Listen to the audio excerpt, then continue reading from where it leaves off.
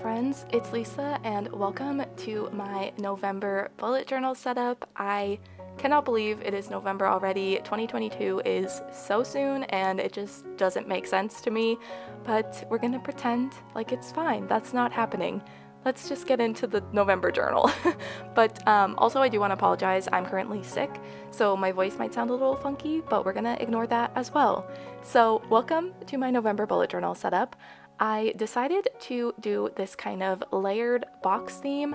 I wanted it to look similar to like if you layered a bunch of pictures on top of each other that were like different fall colors and patterns, but I wanted to draw the patterns myself.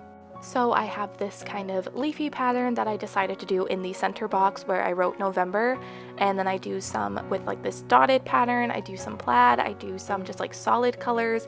I do a variety of different things. I just wanted to keep it very fall, and I just really like all of the colors, and I think it's a very simple theme. This is one of those themes that you could definitely do at any time of year. You could just change up what colors you use, you could do any patterns that you wanted. I think it's just really fun that it's that versatile. And for the lettering this month, I decided to keep it very simple. I didn't want to do anything too intricate, I guess, just because I didn't want it to look too chaotic with all the various colors and patterns. So I just do this very simple lettering throughout all of the spreads, but that is kind of the main title page done. So now moving on to my calendar spread. For the header, I am once again just drawing some boxes, and I wrote November in the biggest box that I decided to just do a solid color. I do a lot of solid boxes when I want to write something on them throughout these spreads, so I decided to do just a solid color to write November, and I use my white, or like cream, I guess would probably be a better descriptor, acrylograph pen to write November, and it wasn't super opaque going over the green and over all of the colors kind of throughout the spread, so I do go over them a couple of times.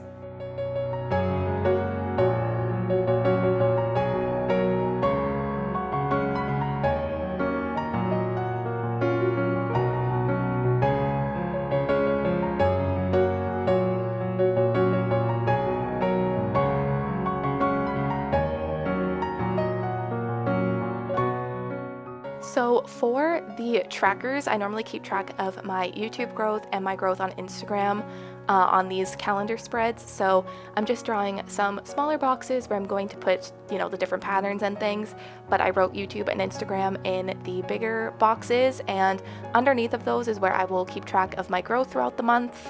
So I thought that was a fun way to kind of bring the theme into the trackers, and I think it's a good way to kind of fill up the empty space as well. This is one of those themes where it's really easy to make the spreads look really full, because if there's any like extra white space, you can just draw some squares with the patterns and fill up that space.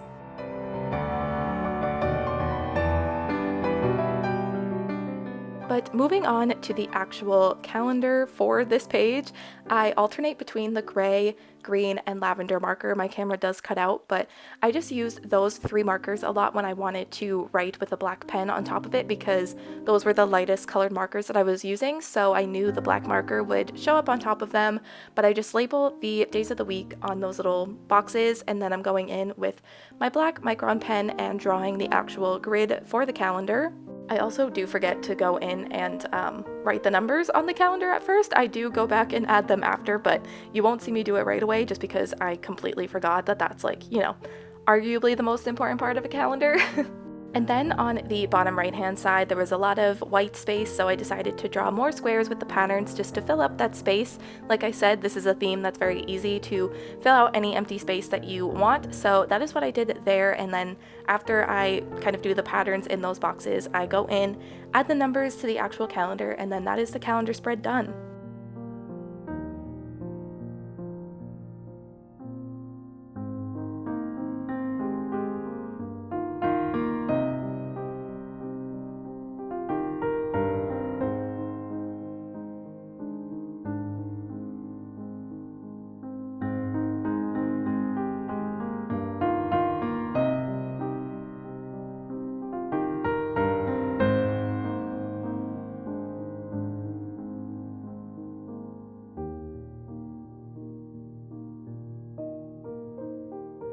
So now moving on to my next spreads, these are going to be the read and watch spreads. So on the left hand side, I will keep track of any books that I've read throughout the month, and on the right side, I will keep track of anything, any movies or shows that I've watched throughout the month. And for the headers, I once again drawing the boxes, coloring them in a solid color, and then writing read and watched in them. I also place some of the boxes with the different patterns kind of across both of these pages just to fill up some empty space, have it look a bit more interesting and less plain. But yeah, it's very simple. There's not a lot going on these spreads just because I want to have the space to write everything down, and also I just feel like there's not a whole lot to explain with this theme because it's just me drawing the same patterns and a lot of boxes over and over again. But I'm really happy with how this spread turned out. I think it looks full and will look obviously even fuller when I actually start writing stuff down, but I have plenty of space to write everything down. I just really am happy with how everything is turning out.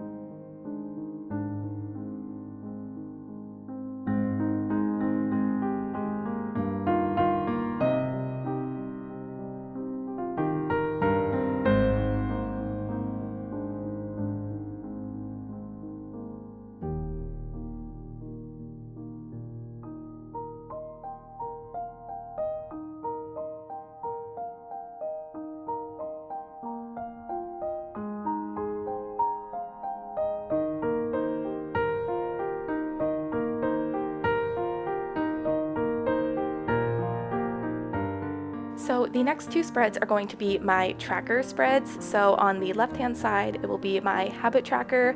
And because I was doing a theme where there were a lot of squares in general, I just drew 9 squares big enough to fit like an entire month of boxes, if that makes sense. I've done habit trackers that look similar to this. It's just basically a little calendar spread for each individual habit, and I color in those boxes, and then that will be where I keep track of those habits. And around those squares I also draw a bunch of little ones where I kind of do the different patterns that I've been doing throughout these spreads. And for the squares where I'm going to be keeping track of like the actual habits and when I've done them, I'm coloring them in just the solid colors. So I'm using again the lavender, gray, and green markers to color them in, and I will just kind of check off the individual box when I've done that habit. And then I have some smaller boxes kind of surrounding the main 9 boxes for the habits, just to kind of bring in the different patterns that I've been using throughout the theme and bring the whole theme kind of into this page. But I thought this was just like the perfect way to do the habit tracker this month. I think it makes a lot of sense. And then for the header for this page, I just decided to use the gray marker and keep it very simple. I didn't want to do the kind of patterns with the blocks for the header like I did on the read and watch page, just because I thought it would be kind of a lot on this page, already having so many boxes and so many patterns. I really wanted to be able to see the header for this page, so I just used the simple kind of lettering with the gray marker, and then I also used the gray marker to write in which box and which habit it's going to correlate to. So the top left one, I'll write read next to it, and then the next one over, I think I write audiobooks, so when I listen to audiobooks, and yada yada. You know how it works. But yeah, I'm labeling the habits with the gray marker as well as the header with the gray marker and keeping it pretty simple so I can easily read what I need to, because there is kind of a lot going on this page with all the patterns.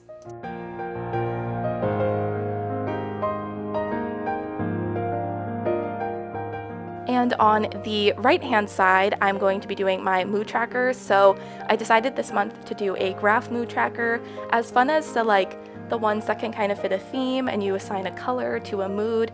Like last month I did potion bottles and filled them in with a certain color depending on my mood. As fun as those are, I think the graph one is more practical, and I feel like I genuinely have an easier time graphing my mood that way. So that's what I decided to do for this month. And in the kind of empty space on the right side, I just draw some more boxes with more of the patterns, and I also do the very simple header on this page as well.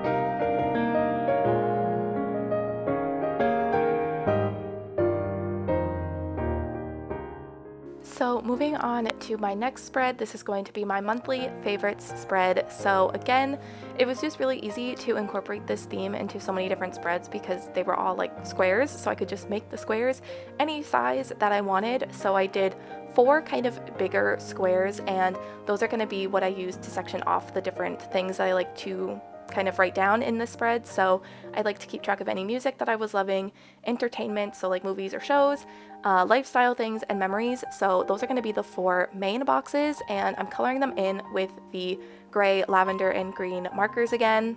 And then of course I did draw some smaller boxes surrounding those as well, and did the different patterns in those just to kind of bring the theme more into this spread. But in the kind of bigger boxes is where I will write down any of the things that I loved throughout the month, and these colors are great to write on top of because I'll actually be able to see the markers. So that is what I did, and again did a very simple header with the gray marker as well for this, and then I also used the gray marker to write the headers for the individual sections. And yeah, that is it for my monthly favorites page. I'm sorry if I'm not really describing these things well. I feel like I said, very self-explanatory, but also I've filmed this voiceover 3 times, so I'm just like, I don't know what I'm saying at this point. But anyway, yeah, that is the monthly favorites page, and I'm really happy with how it turned out. I'm really happy I was able to incorporate the theme into the spread because sometimes I struggle to do that with my monthly favorites page, so I'm happy with how this all turned out.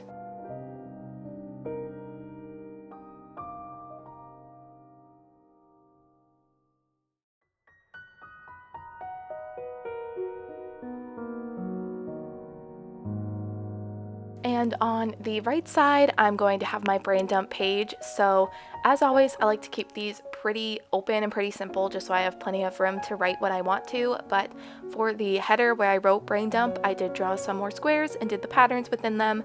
And then also on the bottom right, I did draw some squares just to kind of bring the theme into the brain dump page. But as you can see, it's mostly open for me to write whatever I need to, because that's the most important part of a brain dump page, is having the space to write down whatever you need to. So that is it for these 2 spreads.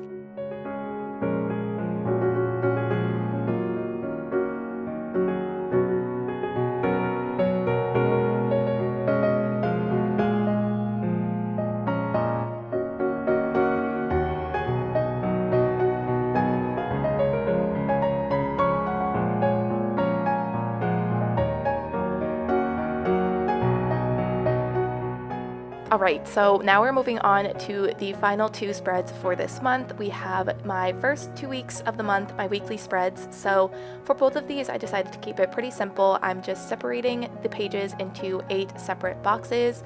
So 7 of the boxes will be for the days of the week for me to write what I need to do on that day. And then I'm taking all the different color markers that I was using throughout the kind of spreads this month and alternating between them and writing like the headers where I can write what day of the week it is. And I do that kind of across both of the 2 weekly spreads. And then in the kind of 8th box area where there's that big empty space, I decided to draw a tiny little calendar of the entire month just to kind of see, you know, when I'm in my weekly spreads, where I'm at in the month, kind of an overview of the month. I think it'll be really helpful to kind of just see at a quick glance where we're at. So I did actually accidentally write October. I think October was just on the mind because, you know, that was the month we were in when I was filming this, but I quickly covered it, wrote November, and I took the gray marker and highlighted what week this weekly spread was in, if that makes sense. So I think it'll be really helpful. It'll be something that I can quickly reference when filling out my weekly spreads, and I do that on both sides of the pages so I know which weekly spread is which week. I also go around like where the little calendar is on both pages and do the leaf pattern that I was kind of doing in some of the boxes throughout this month, just to kind of fill out the empty space surrounding the little calendar. But that is going to be it for the first 2 weeks. I think they're very simple, but I've done this layout many times and I think it just works really well for me. So those are the first 2 weeks done.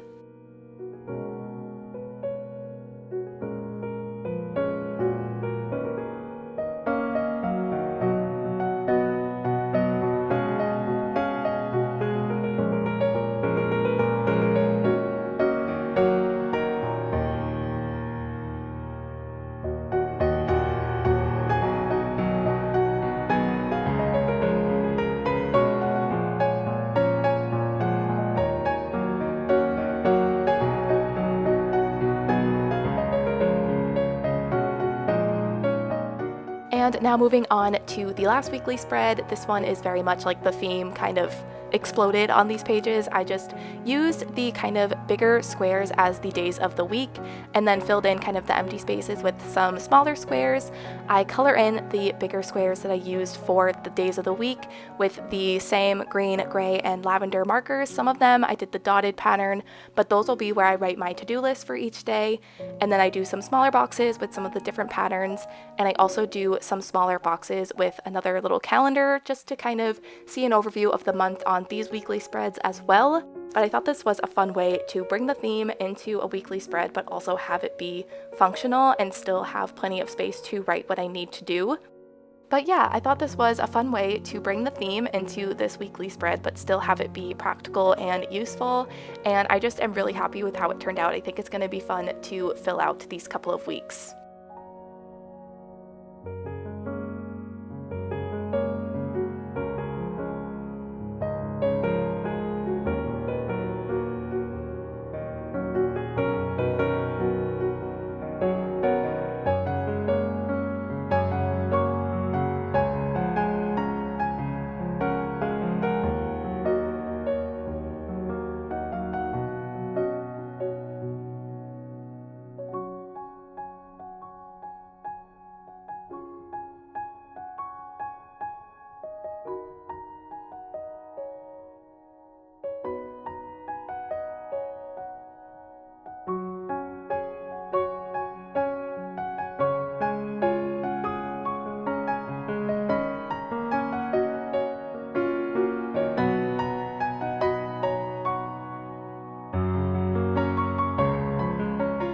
But those are all of the spreads for November, so here's a final flip through of what everything ended up looking like.